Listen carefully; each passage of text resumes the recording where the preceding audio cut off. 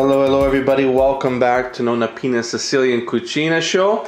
And today we're going to make cassata, which if you looked at another episode, we made cassata ma. Can you smile? Yeah, there, isn't that nice? Just a smile. Yeah. Just take a moment and smile. Good. So we're making cassata, which is with a pie pan. It's going to be filled with ricotta, and it'll be sweetened with some sugar. So what are the ingredients today, ma? Aspetta. 3,5 di farina. 3.5 cups of flour, okay. 1,5 di sugar. 1.5 cups of sugar. A Crisco half. This is Crisco. Okay, yeah. Half a container, so it's about a little block like that. I'll put the ingredients at the end, okay? 3 eggs. 3 full eggs, and then what about the other egg there? No, but how come there's another egg there? Perché hai messo il cane?